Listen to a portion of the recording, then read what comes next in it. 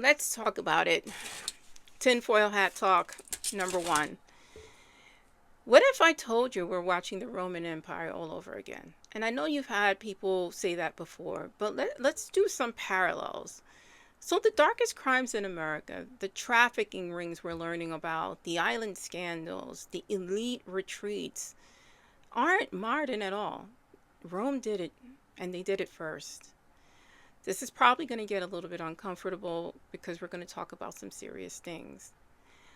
So at these clubs, for instance, at Bohemian Grove, you have presidents who are members and former presidents who are members of this group, where they prance around under redwoods, worship, worshiping or doing ritualistic things in front of a 30-foot owl statue.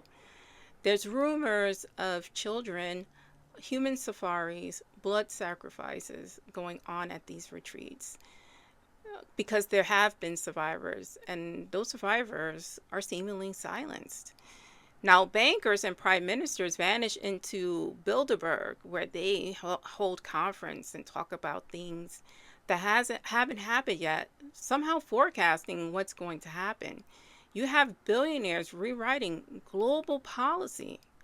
At Davos, these are not elected officials. These are people with money and influence dictating what the rest of the world is going to do and follow in these policies. Now, there's no cameras, there's no records, there's no votes. Just them doing things in secrecy. That's America's parallel power system. It's a private government operating outside of democracy, such as Rome.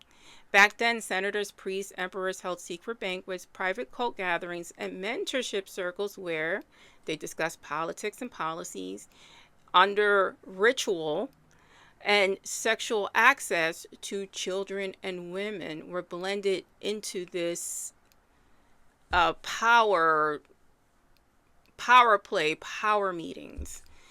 Um, and we have historical evidence for that. And it could be found. And I've read some things, and my husband showed me some things on Caligula. It's very disturbing.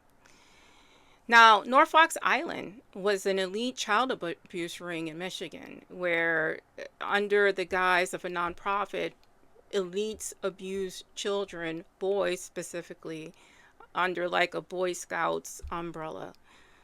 No one ever was convicted of any crimes there.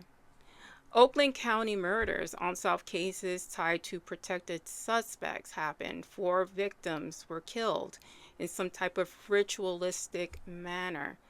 Again, the people being investigated had some affluence, and so no suspects ever, uh, were ever arrested or prosecuted. Then we have Jeffrey Epstein. Epstein himself somehow died under suspicious means, supposedly by his own hand.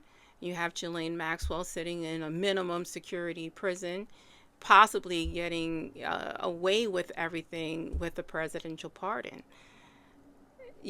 That's a global trafficking ring tied to royalty, no less, with Prince Andrew, well, the former Prince Andrew himself. So, different time periods, same patterns. Private enclaves, wealthy perpetrators, victims actively being silenced, institutions stepping back whenever the suspect has status.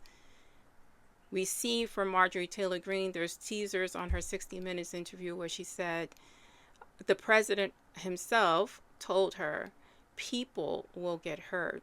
He means his people, billionaires. Never mind the victims and survivors. Rome did it first. That empire fell. Will this empire fall too?